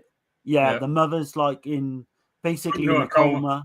Yeah, Yeah. You got the little like boy becomes an orphan. I'll give that away, I suppose. yeah. But yeah, so it's basically her trying to come to terms with being blind. Asia Argento comes in, doesn't have a lot to do, but I do like Asia when she turns up in anything. Um, I didn't even recognize her at one point. Like she looks so different, Yeah, like to she what does. she She usually does. does. She looks like she's on top of her stuff though. In this one. Yeah, yeah, yeah. She just looks a lot older than I expected her to look. But I mean, through the drugs and that, that she's been taking over the years, I guess it's kind of caught up with her. But she does an okay job. She's, it's Asia Argento, man. She's a complete professional. But yeah, so you've got all that, she's helping her. The killer's like in his lair, like watching videos of him attacking, different like And victims. by the way, the movie that he's watching that you see on there, did you catch what it was? No, no, no. It's I was. Maniac from Oh, was it really? the remake from 2012. Okay, yeah. I didn't pick Yeah. up on that. I knew he's watching some kind of, Yeah, movie he's or something. watching the remake of Maniac 2012. So, Right, and okay, he's yeah. snorting coke and as you Yeah, do, I yeah. guess, if you're a maniac killer that stinks Um, and wants to kill prostitutes. So they could have done something better with the killer. I mean, I like the look of the killer in the dark, in black and all that, yeah, but I mean they could have done something better with it. And that's right. kind of my only real gripe was the motive and the killer, which we'll come The on motive to. is weak as hell. Yeah. Yeah, so Diana basically she ends up like going to visit Chin, like the young boy. She like befriends him. At first he's like against it, but then Yeah, she she brings him a kind of Nintendo Switch. and he ends up getting bullied by all the kids. So she comes back, she Yeah. confronts the bullies, and then Chin's fine with her. And we He didn't does. even mention she's got a badass German Shepherd too, by the way. Oh yeah, yeah. So the earlier guy as well, the smelly guy as well, has got something to do with dogs because she said Right. he stinks of dogs, so that comes into play. She gets this German Shepherd to help her with being blind. She strikes up a friendship with Chin. He doesn't want to stay in the orphanage, so he goes to stay with Diana. Yeah, at first he's being like, but I mean, he blames her, rightly so, kind of. Yeah, yeah. But it wasn't really her fault, But Basically, it wasn't her fault, and I mean, she does make up for it, yeah, And they got like Dirk said earlier, they got like a really good kind of little relationship going it's on. believable. It's believable, I would say. Yeah, that's the word. Yeah, believable. And kind of touching as well. Yeah. So Let me yeah, catch a chat right quick, Dan. Diana's. Yeah, go on. Yeah, Okay. yeah. We got Wild Guys in here. He says, "Viva Argento." Yeah, man. Hell yeah. Yeah, absolutely. I'm Argento Mark, as everyone knows. Like, Ultraviolet Hippie says, "Dark Glasses is a great and beautiful film that's not for everyone. It feels more like an emotional drama than a horror or a giallo film. That's just my opinion." Yeah, I've I never can looked see at it that. like that, but I can see that now. Yeah, Yeah, it's kind of. I would it say does it's have still a giallo, it but does it's have the kind of got. drama big Yeah, time, but and yeah, I guess it does have some giallo elements. You know, I've heard a lot of people say it's not a giallo, but I mean, dark glasses. You've got the look of the killer. yeah, I think it's a giallo, but yeah. I think it. do you think it not having an English dub like Oh yeah, is and that you brought that up. how do you feel about I'm good with it. And now that you brought that up, like, so this is only one of two Argento films that was shot in the native Italian language. Right. Was the other one his drama? Yeah, it was 5 Days in Milan. Yeah, yeah. That's kind of a drama, I guess. Yeah. I thought it was a comedy. I don't know. So, I haven't seen Oh, it. right. So Yeah, I've not seen it. Yeah. yeah. But I don't know. I wouldn't have mind seeing it with an English dub as well to get the two different kind of aspects. But it I don't doesn't. mind the Italian. I mean, me and you don't, but I think Yeah. it kind of cuts a lot of people off from It seeing probably it, though, does. Yeah. because people Sways won't a lot of read. people away from it. Yeah. Yeah, you're not going to get, like, say, a young American, like 18 years of age, want to go and read a film, really. So, I Yeah. mean, I think that's part of the reason it wasn't as successful as it could have been. But Right. it's by no means unsuccessful. It was a decent, decent enough film for what it is. The Wild Guy says, I thought it was a decent watch, not nearly as good as his old stuff. Right. Yeah. No. Perfect way to say it, yeah. Yeah. That's a good way to say it, yeah. Ultraviolet Hippie says, if it wasn't for the fact that the lead actress is stalked by a serial killer throughout the movie, I wouldn't consider it to be a horror or a giallo film. Right. I've heard that as well, yeah. Yeah. Yeah. I can see where you're coming from, yeah. Let's see. Wild Guys says, Q, do you have a channel? Yes, he does. And I do, yeah. This is And his you're channel. watching it now. yeah. But basically, yeah, I mean, this is like equally me and Dirk's channel. So, Right. yeah. Yep. So, I'm lucky enough, Dirk started this off quite, a long time ago, certainly before me. But we've had a chat, and like, Dirk does all the technical stuff. I'm not gonna lie, he does all the videos, the intros, and all that. But yeah, we kind of regard it as the both our channels now, which is great. Man. I'm happy to be a part of it. So yeah. Oh yeah. And Texas says, hey Johnny, I'm about ready to do the panel on gizmos. Okay. Oh, okay. They're talking. Okay, I'm not sub, but may check it. Oh, he's on big. Yeah, he's on big gizmos probably.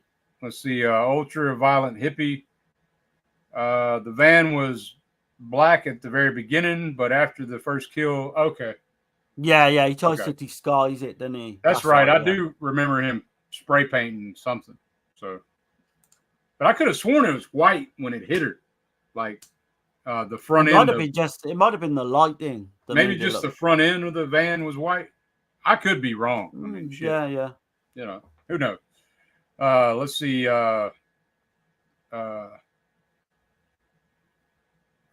Texas says, hey, Dirk and Darren, I hate to take off, but got to get rolling. Great stream as always. Absolutely. Oh, no worries, Tex, Appreciate man. Completely understand you've got other, commitments and that. Yeah. Yeah. Take love it your easy, support, man. Yeah. Yeah. And Jamie Hart says, hello. How's it going? Hey, Jamie. How's things? Yeah. Just sitting there talking about some Argento. Maybe some that people haven't seen, kind of some newer. Hopefully try and get some people, newer viewers to check these 3 films out, because they've all got something about them. Right. Something. Ultraviolet Hippie says the relationship that develops between Diana and Chin is what makes this film beautiful. Yeah. I completely agree. Yeah. I completely agree. Yeah. Yeah. It works on that kind of emotional type level. Yeah. And Wild Guys says, that's cool. You guys have a good chemistry. I appreciate it, man. Cheers. So. Cheers, Wild. I think we do good together, man, for sure. I think like me and Dirk just clicked from day one, didn't we, really? Because we did, and we still do Eurocult on the Dead Pit channel. And kind of like Dirk come on board with that. And then ever since it's weird though, Dirk, isn't it? Because we got the same kind of, the way we look at films and the same kind of outlook as a lot of the times. Channel as well, Yeah, for the most part. Yeah. We got the same vision of where we want this to go, which is kind of rare when you meet someone like that, thanks for saying that.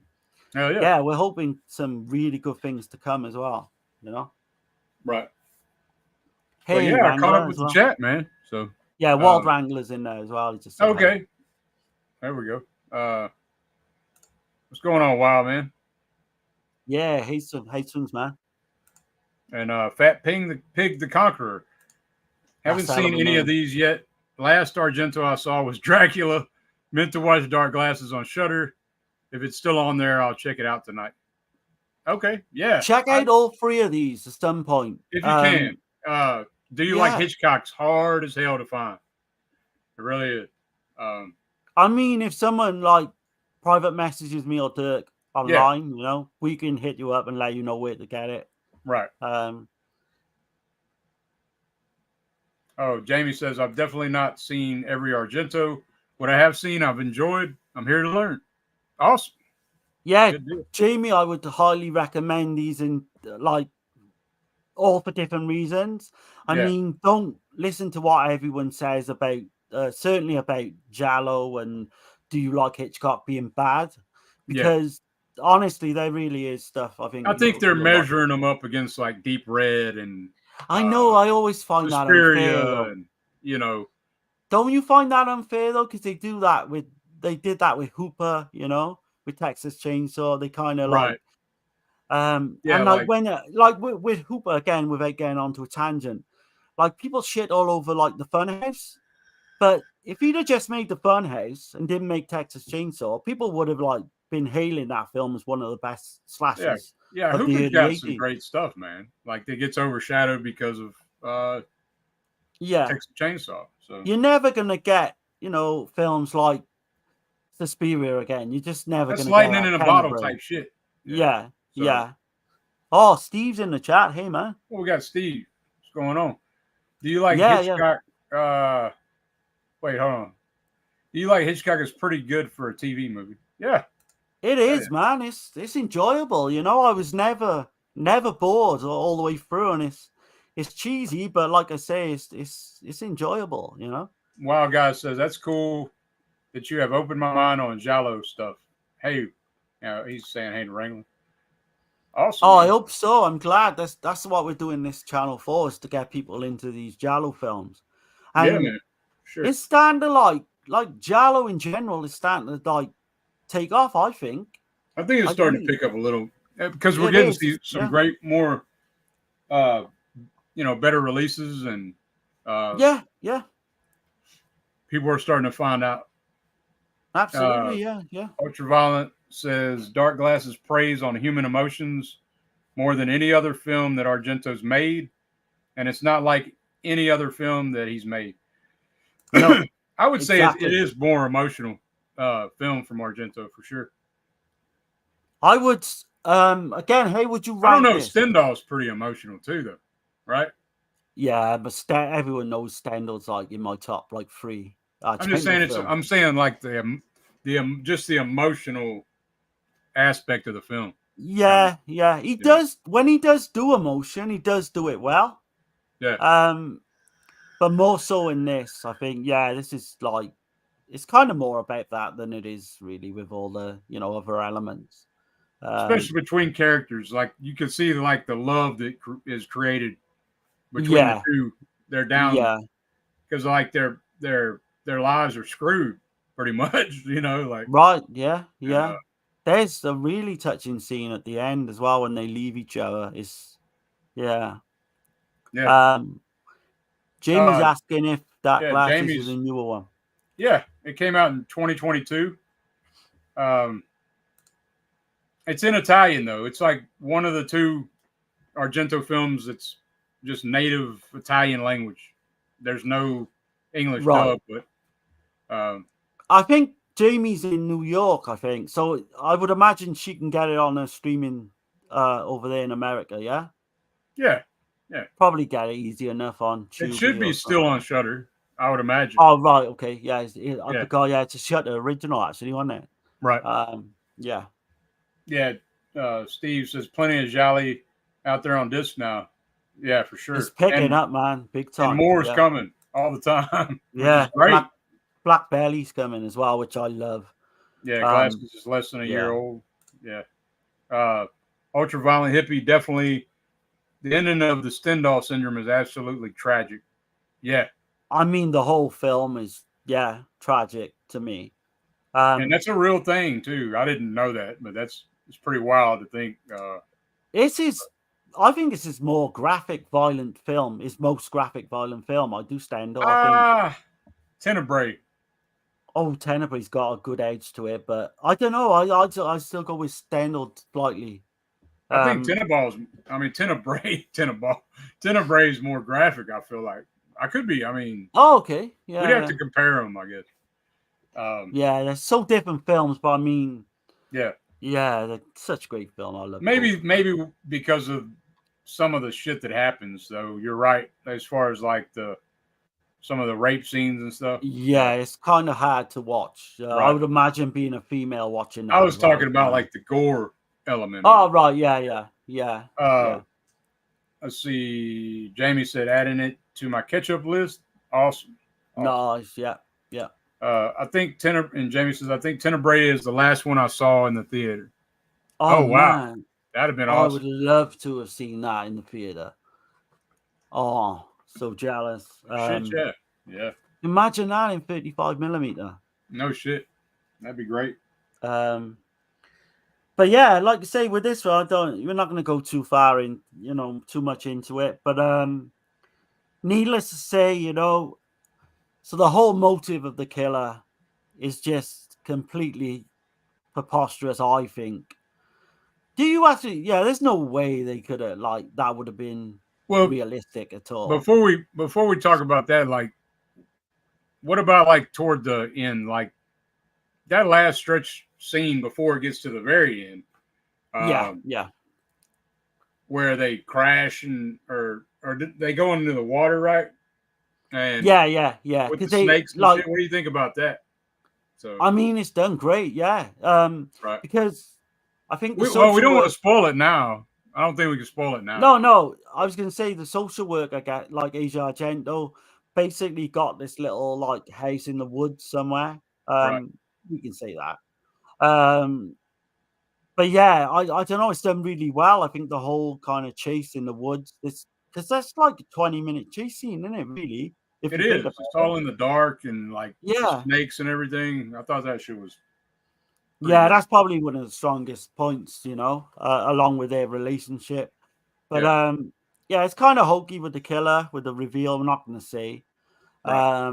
but yeah, I would put this as a strong, say, 7 out of 10 for me. It's not really changed since the last couple of times I've seen it. It's gone up for me.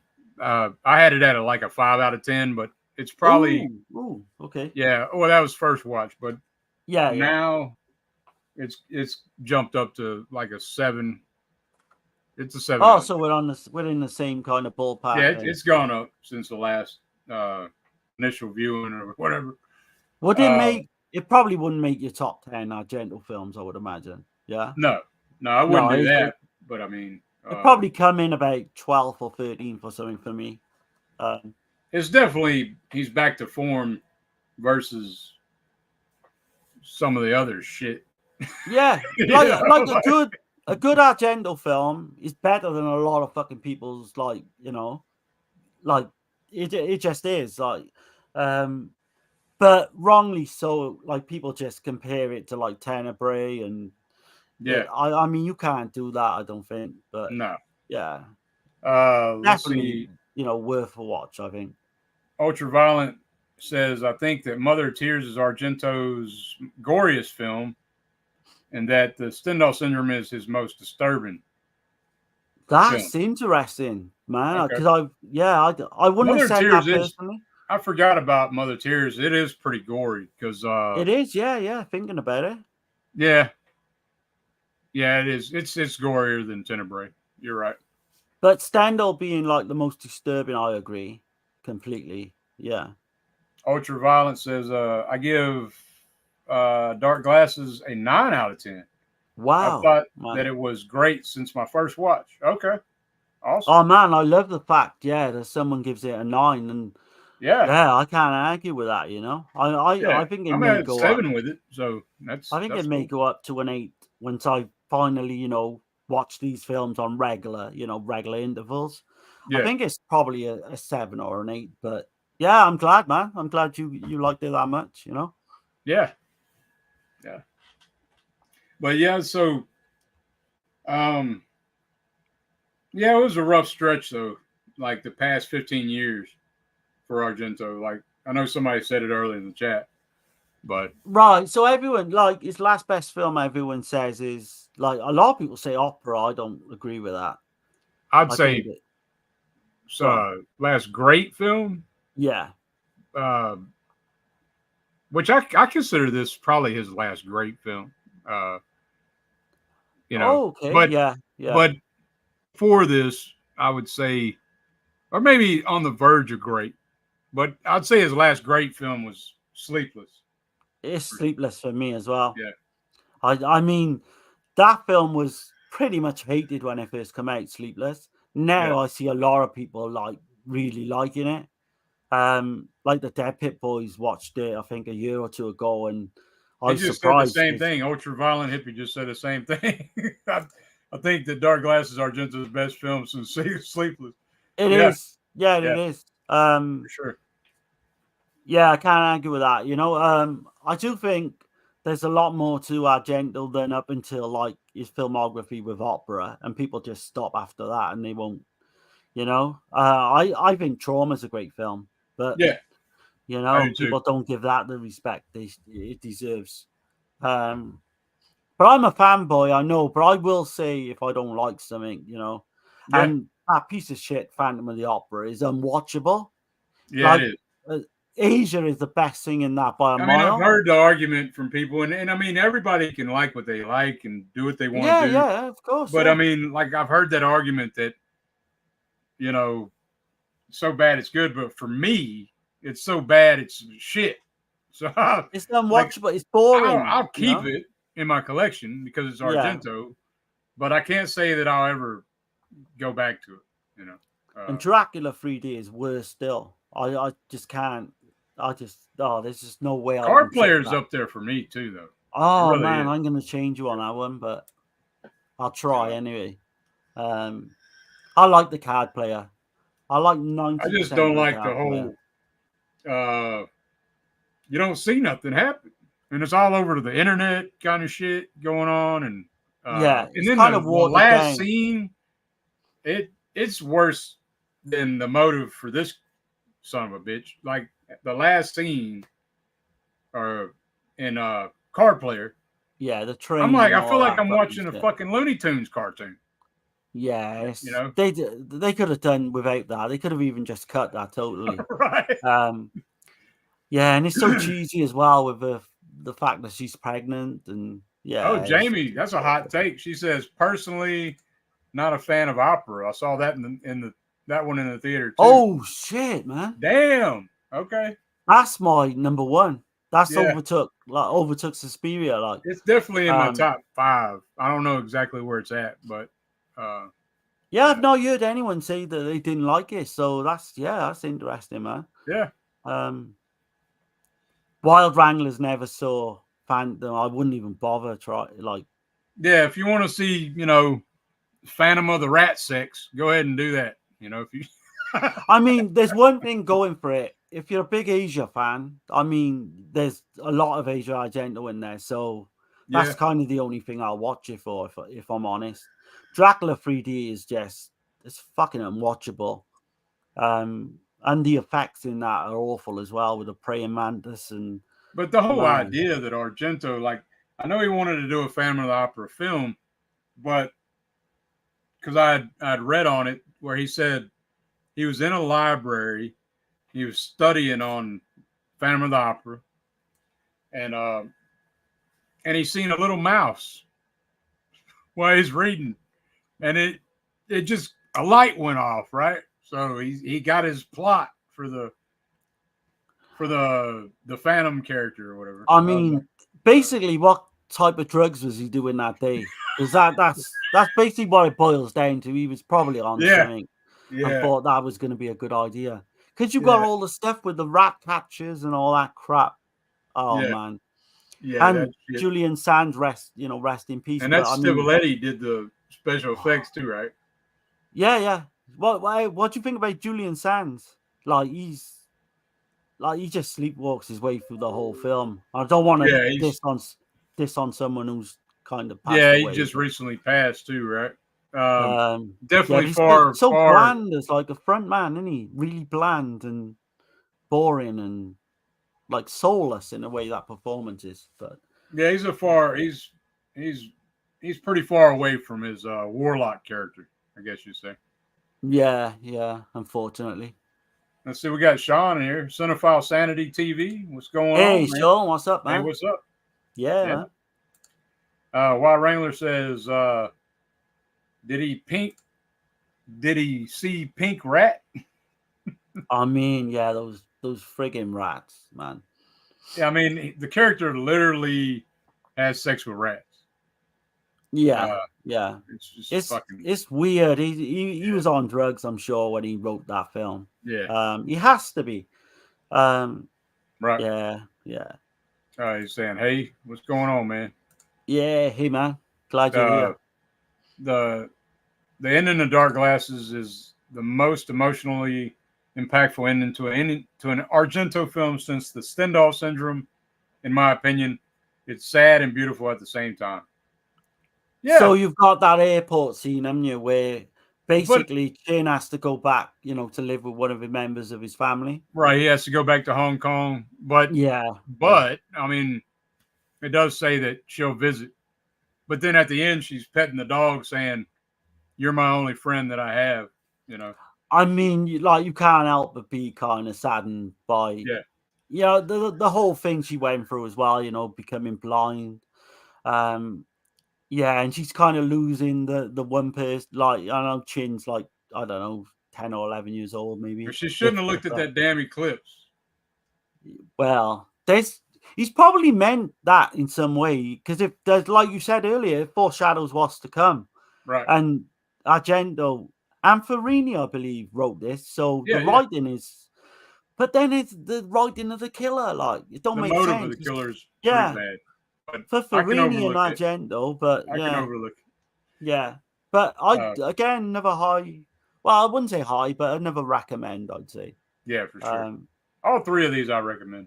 Yeah. Let's see. Everybody's saying hey, and okay, everybody's just talking amongst themselves. But yeah, man, this has been a good one though, man.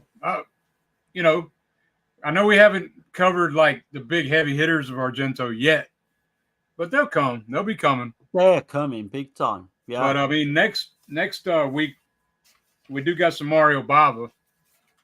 We're gonna cover. We're gonna cover Black Sabbath.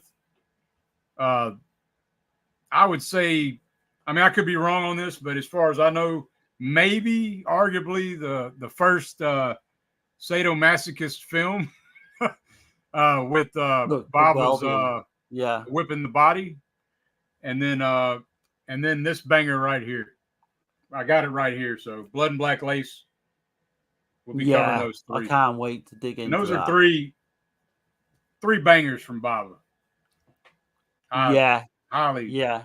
I've obviously not seen Whipping the Body, which I'm looking forward to. Yeah. But that's gonna be a good one. Watch the Italian. If you watch the Whipping the Body, watch it in Italian. That's all I'm gonna say. Right, okay. I meant to ask you what version, because you're gonna watch the American version, are you, of Black Sabbath? Just so I know. I'm gonna watch the international version. Right, okay. Just so I know that I'll watch the same as you, so we can, when we review it, I might just try to find. I have the international version. So right, but if you can find the other version, let me know if you're gonna like the Italian. Yeah. And then we can work it out from there. But Chris is in the chat as well. Hi, Chris. Okay. I got something coming up with Chris as well, like you mentioned quickly. If that's okay. Yeah. Let me go ahead. Oh yeah, we can go into it. Okay. So me and Chris are doing something Thursday night for his slasher stream. We're covering Madhouse is one of them. Trying to think the other one. If like it's gone out of my mind completely. But anyway, we're doing 2 slashers Thursday. Dirk could probably mention the Dead End Drive-In. I'll let Dirk do that. Yeah, we got the Dead End Drive-In coming up. Not sure when they're going to put the episode out, or there's 2 episodes, but we'll be recording Tuesday night So it'll be two episodes coming on the Dead End Drive-In on Visited by Voices Network. Y'all check that out. Sub up to them. So the films we'll be covering is Creature from Black Lake and Night of the Demon for one episode. Right. And then the next episode is Don't Answer the Phone and Don't Look in the Basement. Yeah. So I'm looking forward to that, actually. There's a couple I'm kind of like be interested to go back to because I didn't like them on first watch. Or I certainly was a little bit lukewarm on one of them. Chris has said the other film is Death Screams, of course. And the minute I said, well, I forgot it, and it entered my head. That's the way it goes with these streams. But yeah, so we got all that to come. We got let's see. Ultraviolent Hippie says, I find Argento's take on Phantom of the Opera to be insane and fascinating. The score, sets, cinematography, and costumes are great. I recommend watching it in Italian. I wish I felt that way. I really do. I want to love that film. I agree with the set pieces and the caves and the costume design and all that. Yeah. But I don't know. It just, I've tried, man. It's a weird one, like, because I go back to it all the time and like thinking this is going to be the time it's going to click with me, and it never does. It just never does. Some films just don't work for some people. Yeah, you know. Yeah. Chris says would love to be on for Blood and Black Lace films, the gold standard. It's definitely like, I don't know what, like, Chris probably works on the Saturday. Otherwise, you know. It's definitely the actual thing that got everything going, really. Because I know The Girl Who Knew Too Much is not in the same vein. It is a giallo, but it's not quite. You know, I think Blood is where you get the first look. You know, and you can see it's the blueprint. Like I've said a million times, it's definitely the look of the killer with the fedora and the no face killer, which is you can see him right behind me. He's waiting to, cut me up and shit. But that's where it all started by the gold standard. I agree. Let's see. Death Screams is the other. My mind sometimes. And Wild Wrangler says, love them two movies. Those two Bigfoot movies. Yeah. Hell yeah. Yeah. Jamie says, I can't wait to feel healthy again so I can get back to streaming and talking movies. I miss it so much. Well, get well, my friend. Yeah, I was going to say, Jamie, get hold of, like, when you feel up to it, obviously, there's no pressure, no rush. But when you get a chance to talk to Dan, because I know you're good friends with Dan, and he does the Dead End Drive-In, if ever you want to come on there with me, Dirk, and Dan, like, you're more than welcome, you know? Yeah. It'd be good to have, like, a female perspective on films as well, so... But no rush, you know, you don't have to, you know, there's no... I hope you get to no feeling pressure, there, like... Yeah, that's the main thing, you know? And we got Liv in here. We're fixing to get out of here. I hate that. Hey, Liv, yeah. I'm glad you stopped by. Yeah, thanks for the support. Like, they can always watch it on like replay as well. Yeah, for sure. There you go. She adores Dan. I think everyone loves Dan, to be honest. Yeah. But yeah, I guess we'll get out of here, man. Unless there's something else you wanted to bring up or mention, or check out the new. We did a Eurocult this morning on. The Devil's Honey. And we got Core Italy coming up on Dead Pit. With Uncle Bill. So it'll be next Sunday, I believe, unless something changes. But so that's going to be Dallamano, isn't it? Massimo Dallamano. Yeah, Massimo Dallamano. So yeah, looking forward to that. Liv says, I just ended a live. Okay. Oh man, yeah. Awesome. My wife, Tasha, saying great stream as always. And I appreciate that, as always. Fat Pig to Conquer, nice talk, guys. Chris says, great as always. Appreciate it, man. Cheers, Chris. And Jamie says, thanks, guys.